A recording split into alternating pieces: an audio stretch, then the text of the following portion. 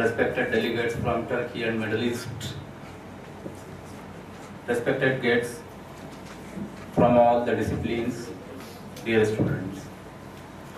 Today I am going to present a paper on Said Nursi entitled The Concepts of Said Nursi About Science and God. But without indulging any kind of introduction, I directly start my paper with the concept of Nursi on science.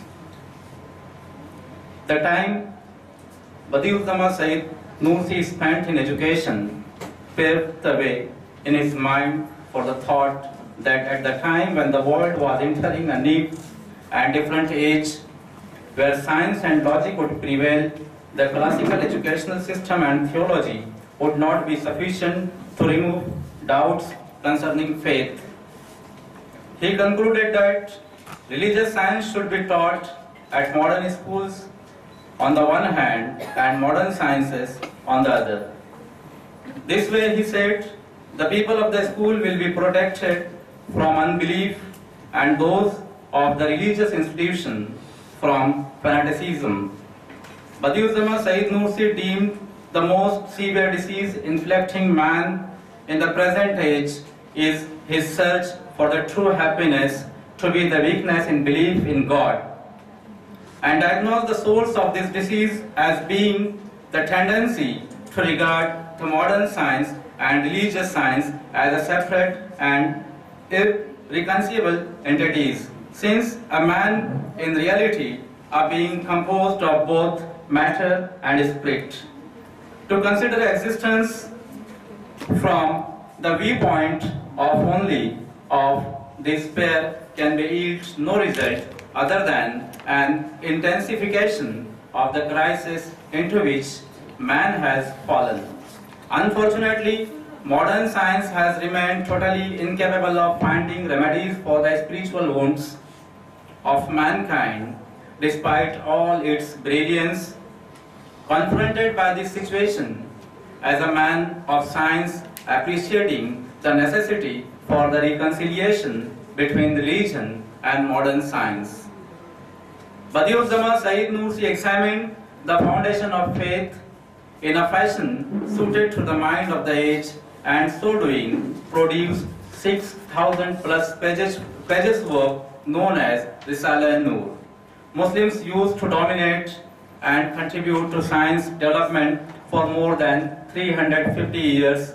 Contemporary Muslim countries are struggling to regain their sciences.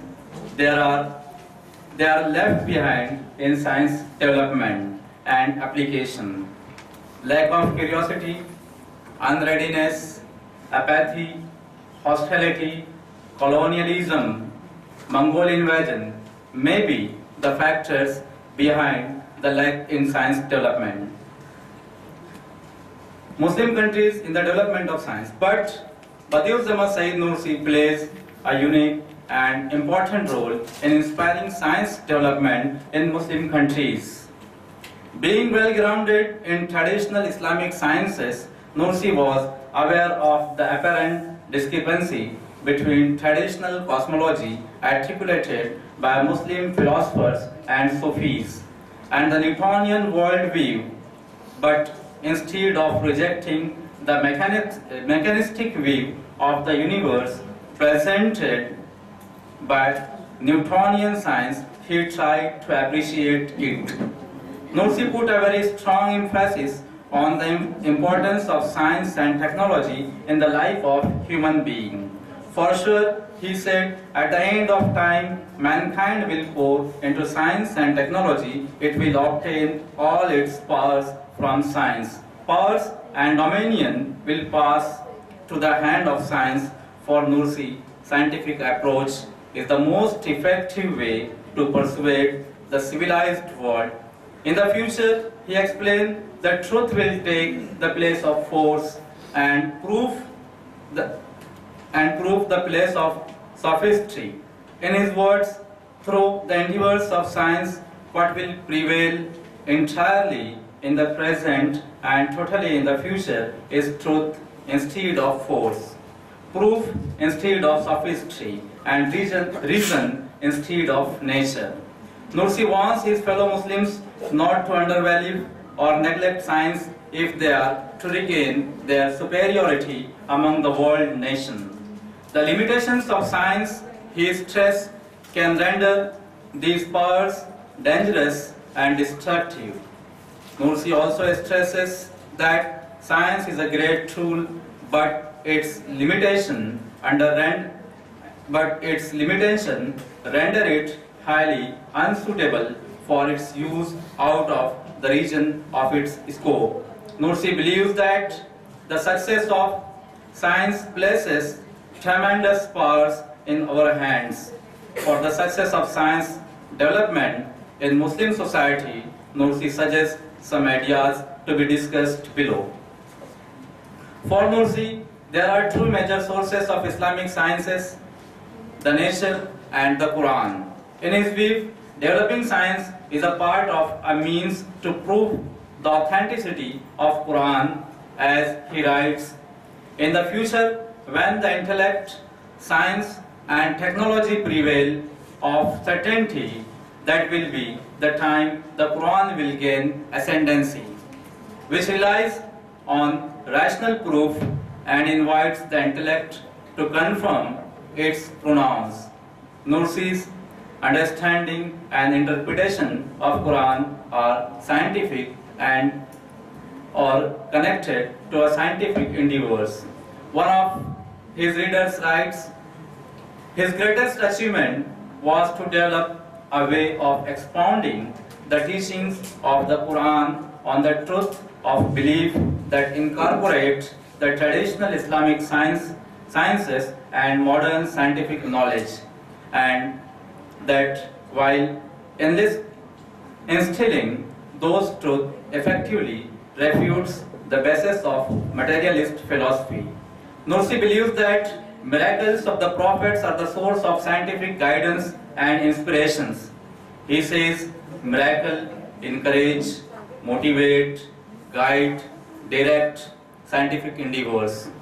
There are 9 prophet miracles that Nursi noted to be the object of scientific exploration for Muslim scientists.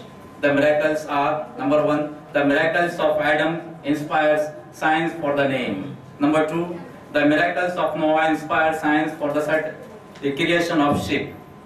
3, the miracle of Joseph inspires science for the clock. 4, the miracle of Idris inspires science for tailors. 5th, the miracle of Solomon inspires science for air transportation. 6th, the miracle of Moses inspires science for clean water exploration. 7th, the miracle of Jesus inspires science for healing spiritual ills and physical sickness. 8th, the miracle of David inspires science for iron technology. 9th, the miracle of Prophet Muhammad inspires science for the rhetoric and linguistics. Now my other topic, Nursi's concept on God. It is important to emphasize that Said Nursi was deeply committed to the Islam and its main source, the Quran and Hadith. Belief is the foundation of his work, Risale-i Nur. Nursi saw the drastic changes in the world and viewed them as the greatest threat to the religion. He was of the opinion that many problems of the time were due to the weakness of the belief in the pillars of the faith. Diagnosing the illness of the age as weakness of belief, he dedicated his writings and endeavors to the cause of strengthening the faith. His main aim was transforming cultural and implicit belief into a conscious and justified belief. He saw that cultural and implicit belief was too weak to stand before the doubts, including questions of the time, that could be resisted only with a faith sustained by reasonable proof. According to Nursi, there are 3 main things given by God to human being, that is, the universe, the Prophet, and the Quran. He also added one thing, that is the consciousness. His primary purpose on focusing all these aspects is to cultivate faith and prove its vitality for human happiness, both for the worldly life and the life after it. Nursi states that each of these channels indicates the necessity of God and His existence, His divine art and action. Every reflection is manifestation of God's divine name through which Almighty is known to His conscious creation. Multiplicity of reflection of the divine names does not contradict with the concept of Tawheed, divine unity. Tawheed, the mighty truth of the divine unity, as Nursi refers to it, has an immense emphasis in the Risale-i Nur as one of the four major themes of the Quran. The oneness of the divine essence together with the universality of the divine acts, the unity of Almighty God's person together with His unassisted, comprehensive dominicality, His singleness together with His unshared, all-embracing disposal. His being beyond space and yet present everywhere, His infinite exaltedness together with being close to all things, and His being one yet Himself holding all matters in His hand are among the truths of the Quran. The main precept of his philosophy was that God had sent people two kinds of books, one that is written and one that is created.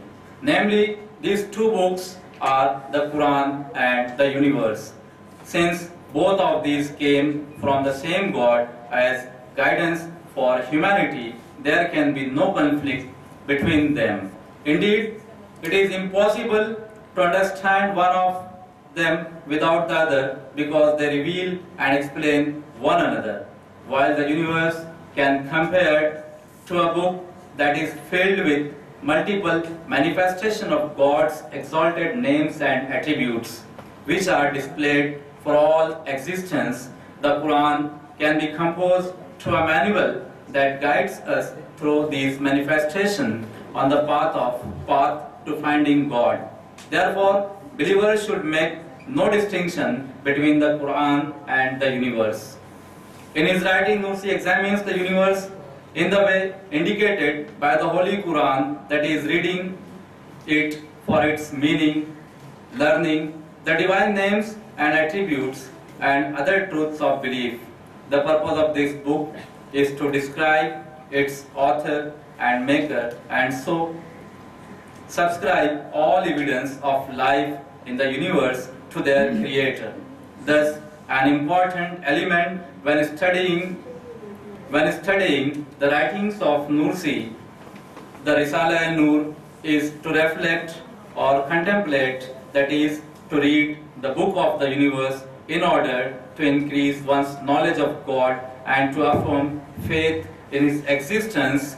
By using this method, Badiuzzama solves many mysteries of the religion in the Risale-i Nur, such as bodily resurrection, divine destiny, man's will, the riddle of the constant